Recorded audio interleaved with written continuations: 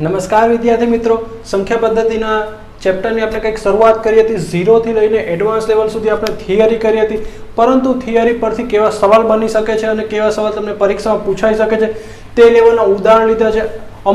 અમુક એવા ઉદાહરણ લીધા છે જે આગળની પરીક્ષામાં પૂછાયા છે અને તેને રિલેટેડ જ કેવા ઉદાહરણ પૂછાઈ શકે છે તે પણ આપણે જોવાના છે. તો સૌથી પહેલા એક ઉદાહરણ લીધું છે તમારી સામે. નીચેના પૈકી કઈ અવિભાજ્ય સંખ્યા નથી? સવાલ ખાસ ઇમ્પોર્ટન્ટ વાંચો, કઈ અવિભાજ્ય સંખ્યા નથી પૂછ્યું તો કઈ આવશે? 101, 103, 107 કે 111? તો યાદ રાખીએ 101 પણ અવિભાજ્ય, 103 પણ અવિભાજ્ય, 107 પણ અવિભાજ્ય અને 111 એ અવિભાજ્ય નથી. તો આ કોની સાથે ભાગાય? તો 37 × 3 કરીશું ને, એટલે અવિભાજ્ય સંખ્યા નથી પૂછ્યું છે એટલે આવશે. તો કેમ? તો કેમ કે જો અવિભાજ્ય સંખ્યાનો શું નિયમ હતો? કોઈ પણ સંખ્યાના પોતાના ખાલી બે જ અવયવ પડી શકે. જેમ કે 5 લઈએ તો 5 ના બે જ અવયવ પડે, 5 અને 1. 2 થી વધારે અવયવ પડે તો તે વિભાજ્ય, તો 2 થી વધારે પડે કેમ કે 1 હજી પણ આવશે. 1, 3 અને 7 તો 3 શું પડી ગયા? અવયવ પડી ગયા, માટે તે કેવી સંખ્યા થઈ જશે? વિભાજ્ય સંખ્યા થઈ જશે. તો આપણે શું પૂછ્યું છે? અવિભાજ્ય સંખ્યા નથી. તો આ અવિભાજ્ય સંખ્યા નથી. જ્યારે આ અને આ 101, 103 અને 107 એક શું છે? અવિભાજ્ય સંખ્યા છે. રેડી? ઓકે. તો હવે નવા સવાલ તરફ જઈશું. સવાલ નંબર 2, સૌથી નાની ઋણ પૂર્ણાંક સંખ્યા કઈ છે? સાંભળવામાં એકદમ સહેલું લાગે પણ 100% ઓપ્શન એવા આપેલા છે જે પરીક્ષા ભૂલ થાય. અને આ દાખલો મેં સેન્ટ્રલ ગવર્મેન્ટની પરીક્ષાના સીપીઓ ની એક્ઝામમાંથી લીધો છે. શું સવાલ પૂછ્યો છે? સૌથી નાની ઋણ પૂર્ણાંક સંખ્યા કઈ છે? તો ઋણ પૂર્ણાંકમાં સૌથી નાની આપણે એક નંબર લાઈન દોરીએ તો નંબર લાઈન પર 0 પ્લસમાં જઈએ તો 1, 2, 3 એમ કરતા ઇન્ફાઇનાઇટ સુધી જશું. અને આ બાજુ -1, -2, -2 છે, આ બાજુ બી ઇન્ફાઇનાઇટ સુધી. તો સૌથી નાની ઋણ પૂર્ણાંક સંખ્યા કઈ આવશે? -1 આવશે. કઈ આવશે? -1. સમજ પડે કઈ રીતે? યાદ રાખજો, 0 ઇન્ફાઇનાઇટ નહીં આવી શકે, કહી નહીં શકાય. જો આ કહી નહીં શકાય ઓપ્શન ક્યારે હતો? જો મને પૂછો તો કે સૌથી મોટી ઋણ પૂર્ણાંક સંખ્યા કઈ આવશે, તો મોટી તો ઇન્ફાઇનાઇટ સુધી જશે, તો હું કહી શકું નહીં. તો સૌથી નાની ઋણ પૂર્ણાંક કઈ આવશે? તો -1. સમજ પડે? ઓકે. શું છે દાખલા નંબર 3 એ જુઓ. 1725.4763 માં સ્થાન 7 ની સ્થાન કિંમત જણાવો. જનરલી આપણે પરીક્ષામાં અત્યારે લગીને એવું કોઈ બી રકમ આપે કે 15, 25, 6 માં 1 ની સ્થાન કિંમત, તો આપણે સીધું કરી નાખતા તો 1 ની સ્થાન કિંમત આમ 1, 2, 3, 4, 1, 2, 3, 4 આ 1 ની સ્થાન કિંમત. પણ હવે પરીક્ષા કેવી રીતે પૂછે? આ પૂછે તો બધાને આવડે, પણ સવાલમાં તમને શું પૂછ્યું છે? પોઈન્ટ વાળો રકમ આપી છે અને શું કીધું છે? 17, 25, 47, 63 માં 7 ની સ્થાન કિંમત. તો 7 ક્યાં છે? એક અહીંયા અને એક અહીંયા. તો આમાં શું કર્યું? 7. પછી કેટલા અંક છે? 1, 2. તો 2 ની જગ્યાએ 0, પોઈન્ટના પોઈન્ટ અહીંયા 7. પછી જો 7 સુધી જવા માટે અહીંયા કેટલી જરૂર છે? 1, 2, પોઈન્ટના પોઈન્ટ 1 અને 2. આ 7 તો આ 7. બાકી બધું શું આવશે? આગળ 0, 0, 0 અને 0. અને શું કીધું છે? સ્થાન કિંમતનો તફાવત. તો તફાવત તો અહીંયા 10 લેશું તો અહીંયા 3, 9, પોઈન્ટના પોઈન્ટ 9, 9, 9 અને 6. સમજ પડે? તો આ તમારો શું આવશે આન્સર? છે એકદમ ઈઝી. યાદ રાખજો, પરીક્ષામાં 100% પૂછવા લાયક દાખલો છે અને પરીક્ષામાં તમને ક્યાંક ને ક્યાંક જોવા મળશે. હવે ઓકે. તો હવે આગળના દાખલા તરફ જઈએ તો 3 અંકની સૌથી મોટી, શું 3 અંકની સૌથી મોટી અને 4 અંકની સૌથી નાની અવિભાજ્ય સંખ્યાનું અંતર કેટલું થાય? આ વસ્તુ મેં તમને કીધી હતી. અત્યાર સુધી ગુજરાતમાં કોઈએ લગભગ નહીં ભણાવ્યું કે 2 અંકની સૌથી મોટી તો હોય પણ 3 અંકની સૌથી નાની, 3 અંકની સૌથી મોટી અને 4 અંકની સૌથી નાની સંખ્યા. તો આને શું પૂછ્યું છે? 3 અંકની સૌથી મોટી સંખ્યા. તો 3 અંકની સૌથી મોટી કેવી સંખ્યા? અવિભાજ્ય. તો શું હતું? 997. 3 અંકની સૌથી મોટી અવિભાજ્ય સંખ્યા છે. પછી જોઈએ તો 4 અંકની સૌથી નાની, 4 અંકની સૌથી નાની અવિભાજ્ય સંખ્યા. તો 4 અંકની સૌથી નાની અવિભાજ્ય સંખ્યા મારી પાસે કઈ હતી? 1109. તો આનું મને શું કીધું છે? અંતર કીધું છે. તો આનો જવાબ શું આવશે? -12. સાચું પણ નહીં, 100% ખોટું પડે. શું કામ ખોટું પડે? અહીંયા એક વસ્તુ ખાસ ધ્યાન રાખજો. અંતર કે ને અંતર ક્યારે ઋણ આવતું નથી. અંતર હંમેશા કેવું આવશે? પ્લસમાં. શું કીધું? અંતર હંમેશા પ્લસમાં આવે છે, માટે -12 ને પણ +12 આવશે. સમજ પડે? અંતર કીધું છે માટે આપણે શું કરીશું? +12. મિત્રો નેક્સ્ટ ઉદાહરણ છે તમારા માટે એકદમ ઇમ્પોર્ટન્ટ ઉદાહરણ. શું છે? જો 45, 32, A7 અલ્પવિરામ 9 સાથે વિભાજ્ય છે અને શું કહે છે? આ સંખ્યા 9 સાથે વિભાજ્ય છે, તો એના સ્થાને શું આવશે? મિત્રો મેં તમને આગળ પણ કીધું હતું કે 9 અને 11 ના ભાગાકારની ચાવી મોસ્ટ ઇમ્પોર્ટન્ટ ચાવી છે ને પરીક્ષામાં પૂછવું ને 9 અને 11 ની ચાવીમાંથી જ પૂછે છે. તો આ દાખલો એ જાય કે 9 સાથે વિભાજ્ય છે તો તેના માટેની આપણે 9 સાથે વિભાજ્યની ચાવી કઈ હતી? ડિજિટ સમ એટલે કે અંકોનો સરવાળો. જો 9 સાથે ભાગી શકાય તો તે સંખ્યા 9 સાથે ભાગી શકાય તો એકવાર અંકોનો સરવાળો કરી દો તો શું જોયો? 4 + 5 + 3 + 2 + 1 + 7 એનો સરવાળો જો 9 સાથે ભાગી શકાય તો તે સંખ્યા 9 સાથે ભાગી શકાય. તો અંકોનો સરવાળો કરી દો. 4 ને 5 ને 4 9, 9 ને 3 10 11 12 13 14 14 ને 7 21. હવે જો મારી પાસે શું આવી ગયું? 21 + a ભાગ્યા 9. તો હવે 9 ની જગ્યાએ શું મૂકું? જો 9 ની a ની જગ્યાએ 0 મૂકું તો 21 + 0 21. 9 સાથે ભગાશે નહીં.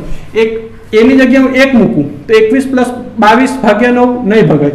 21 ની જગ્યાએ 5 મૂકું તો 26 ભાગ્યા 9 નહીં, પણ 21 જગ્યાએ 6 મૂકું તો જો 21 + 6 કરીશ ભાગ્યા 9 એટલે કે 27 ભાગ્યા 9. તો 9 સાથે ભાગી શકીશ તો મારો જવાબ શું આવશે? 6.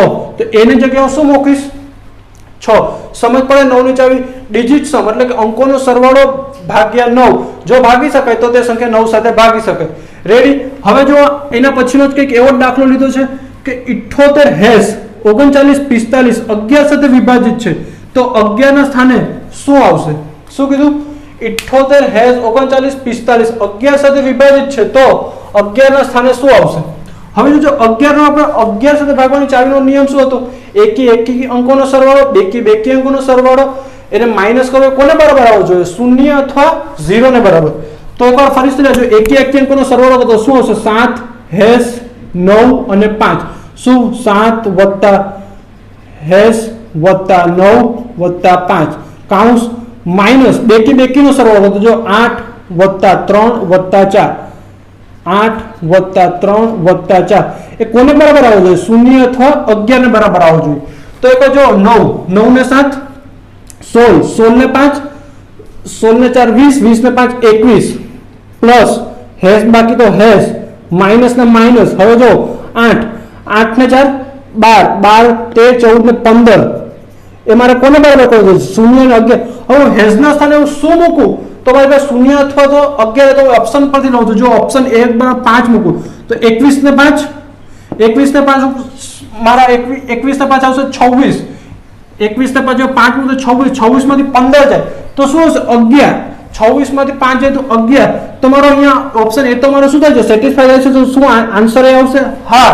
પણ જો કે 4 મૂકીને ચેક કરી જો તો 21 21 ને 4 25 25 માંથી 15 જાય તો 10 તો 0 થાય તો 11 આવતું નથી.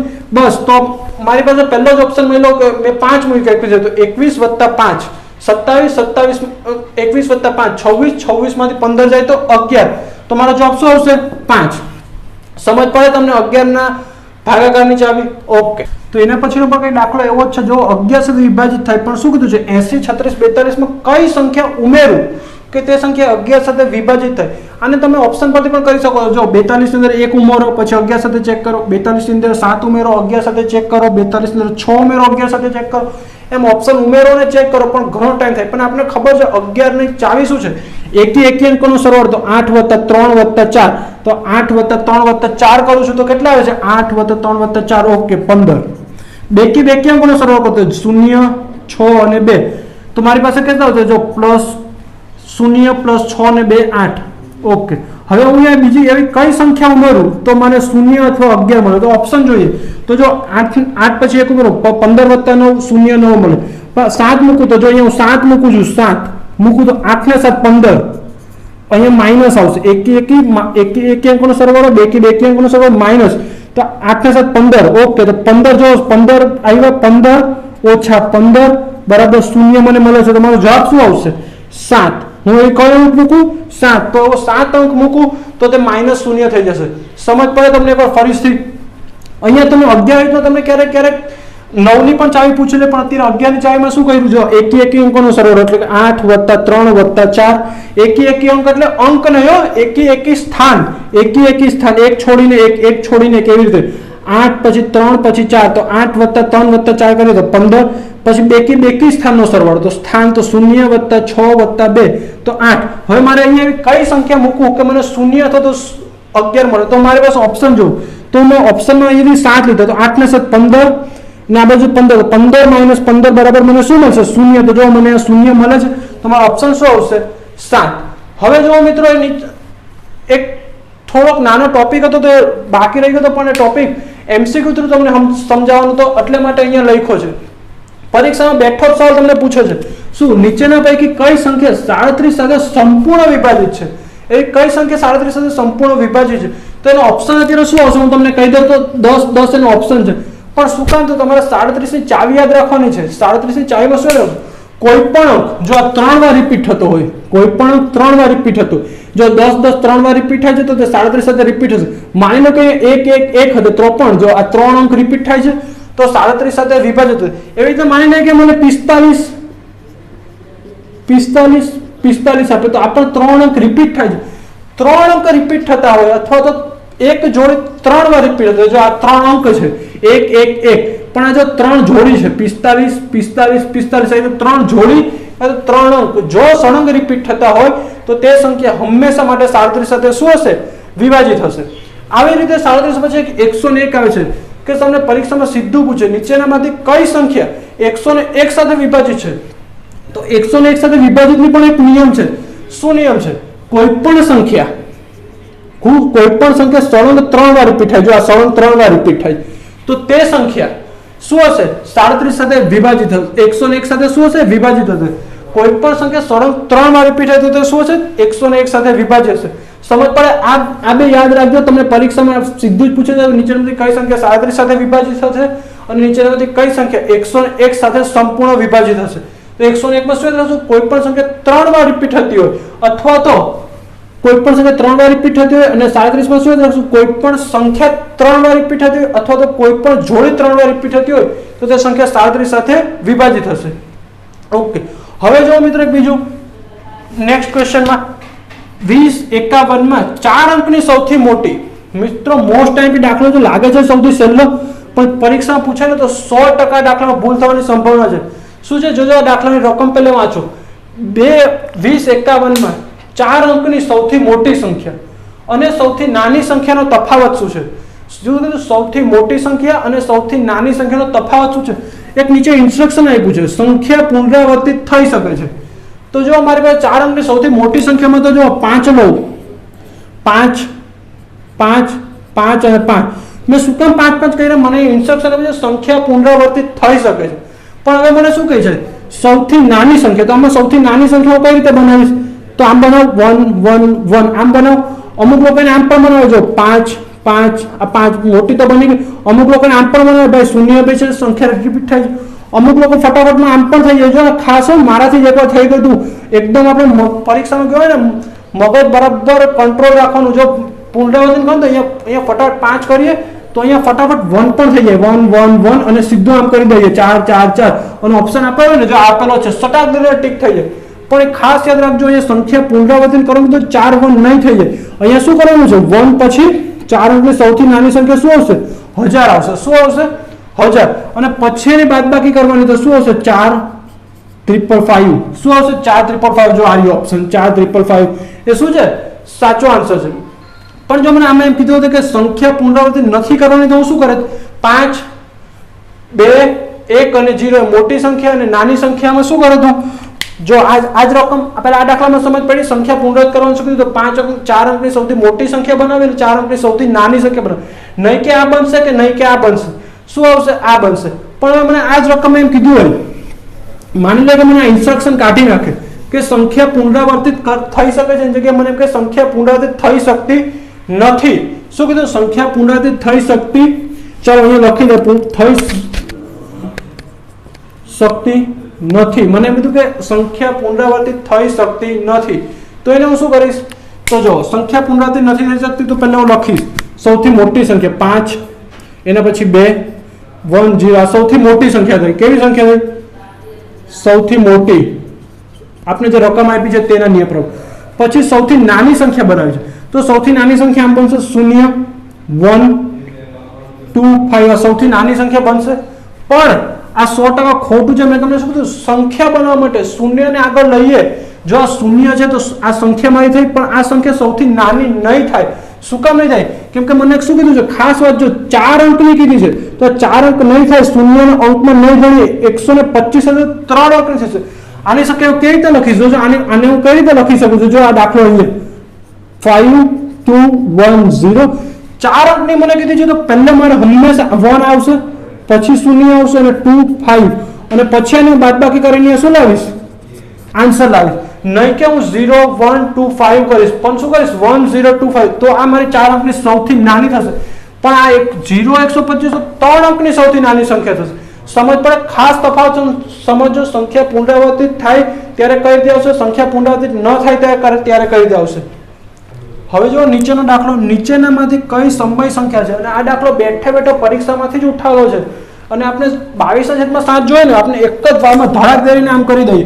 પણ મિત્રો પહેલે તો આખા ઓપ્શન જો શું પૂછ્યું છે? જો 0.30 ની ઉપર 22/7 આ તો છે જ, પણ આ જો 0.123 તો રિપીટ થાય છે અને ઉપરના પૈકી ત્રણેય. તો સમય સંખ્યાનો નિયમ યાદ કરો, તમને ઓળખવાની સૌથી શોર્ટ ટ્રીક આપી હતી. શું કીધું? જે સંખ્યાની ઉપર 12 હોય તે સંખ્યા, 22/7 અને જે સંખ્યા ચોક્કસ પુનરાવર્તિત થતી હોય તેવી તમામ સંખ્યાને કેવી સંખ્યા કહીશું? સમય સંખ્યા કહીશું. અને જે સંખ્યાનું વર્ગમૂળ નીકળી શકતું હોય, જેમ કે મને અહીંયા વર્ગમૂળમાં 25 આપ્યું હોય તો આ સંખ્યા કેવી આવશે? સમય. પણ મને વર્ગમૂળમાં 11 આપે તો આ સંખ્યા કેવી આવશે? અસમય સંખ્યા. કેવી આવશે? અસમય. તો આમાં જો 12 છે, ઓકે, પુનરાવર્તિત થાય છે, ઓકે, અને 22/7 તો સમય સંખ્યા છે. તો આમાં સાફ શું છે? ઉપરના પૈકી ત્રણ સંખ્યા કેવી સંખ્યા છે? સમય સંખ્યા છે. સમજ પડે?